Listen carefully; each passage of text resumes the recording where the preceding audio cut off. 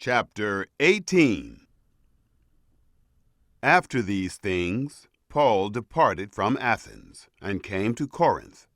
He found a certain Jew named Aquila, a man of Pontus by race, who had recently come from Italy with his wife Priscilla, because Claudius had commanded all the Jews to depart from Rome.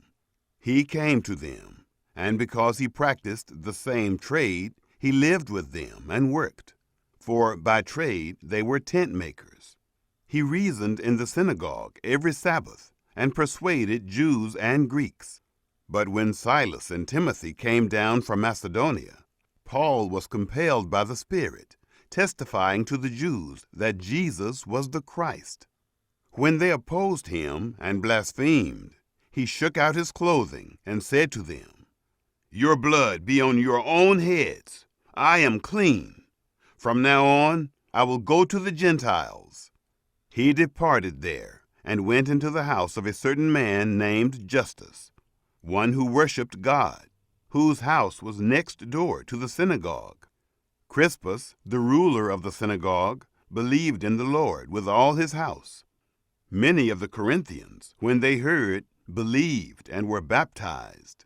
The Lord said to Paul in the night by a vision, "Don't be afraid, but speak, and don't be silent, for I am with you, and no one will attack you to harm you, for I have many people in this city." He lived there 1 year and 6 months, teaching the word of God among them. But when Gallio was proconsul of Achaia, the Jews with one accord rose up against Paul and brought him before the judgment seat, saying, "This man persuades men to worship God contrary to the law."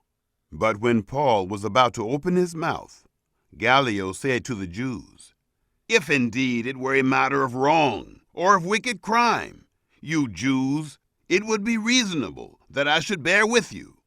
But if they are questions about words and names and your own law, look to it yourselves, for I don't want to be a judge of these matters."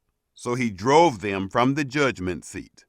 Then all the Greeks seized Sosthenes, the ruler of the synagogue, and beat him before the judgment seat. Gallio didn't care about any of these things.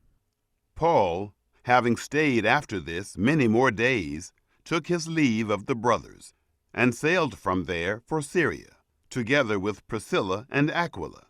He shaved his head in Cenchrea, for he had a vow. He came to Ephesus, and he left them there, but he himself entered into the synagogue and reasoned with the Jews.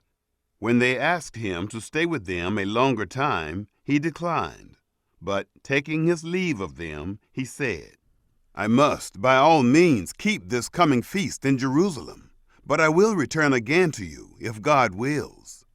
Then he set sail from Ephesus.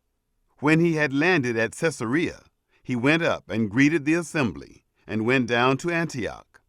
Having spent some time there, he departed and went through the region of Galatia and Phrygia in order, establishing all the disciples. Now a certain Jew named Apollos, an Alexandrian by race, an eloquent man, came to Ephesus. He was mighty in the Scriptures. This man had been instructed in the way of the Lord, and being fervent in spirit, he spoke and taught accurately the things concerning Jesus, although he knew only the baptism of John. He began to speak boldly in the synagogue. But when Priscilla and Aquila heard him, they took him aside and explained to him the way of God more accurately. When he had determined to pass over into Achaia, the brothers encouraged him and wrote to the disciples to receive him. When he had come, he greatly helped those who had believed through grace, for he powerfully refuted the Jews, publicly showing by the Scriptures that Jesus was the Christ.